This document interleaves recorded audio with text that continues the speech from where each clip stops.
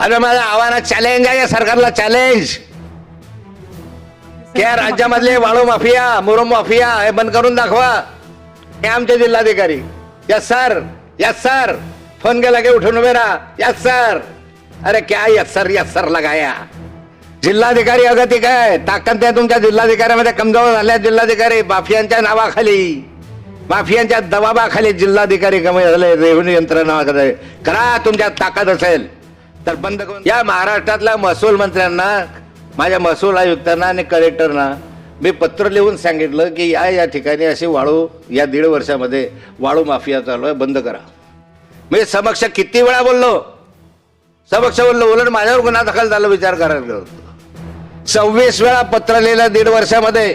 स्वतः आमच्या जिल्हाधिकाऱ्यांशी बोललो. जिल्हाधिकारी अभी करते हैं, जिल्हाधिकारी बदलला, दुसरा अभी करते हैं. का करत नाही?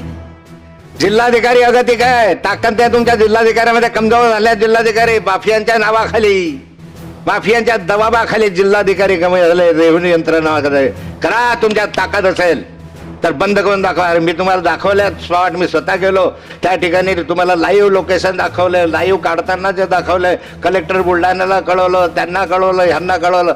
जे चांगलं काम आहे तेही तुमच्यानं का होत नाही? कारण इसके ऊपर नाना भाळी आहे. नाना ना, आमच्याकडे पैशाला नाना म्हणतात. हप्तेखोरी भारी आहे. एक जिल्हाधिकाऱ्याने सत्तार आवाज केला की चला सळसळ कापायचा प्रशासन इंग्रजांच्या कालखंडात.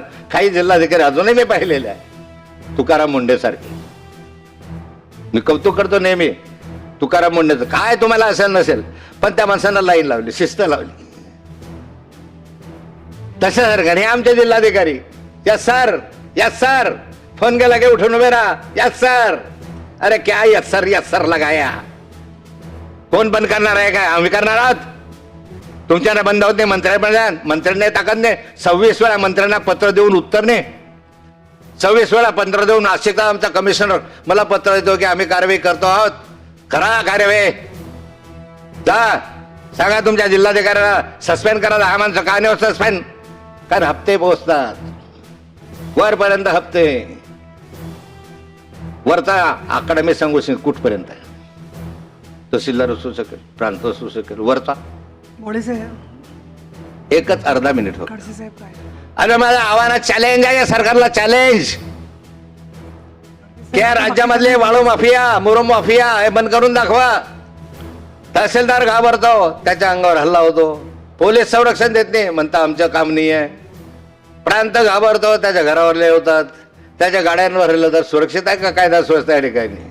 म्हणून शेवटचं माझं आव्हान सरकारला की बंद करा. किमान आमच्या मतदारसंघात जर 26 पत्र दिले, 26 माझ्यासारखा माणूस ज्यावेळेस 26 पत्र 1.5 वर्षामध्ये येतो तर ते दखल होत नाही. किती संवेदनशील सरकार आहे. वा राज्यपाल महोदय, मी तुमचं अभिनंदन करेल यासाठी की इतकं निगरगट्ट सरकार आम्ही कधी अनुभवलं नाही. ते आता अनुभवतो आहोत.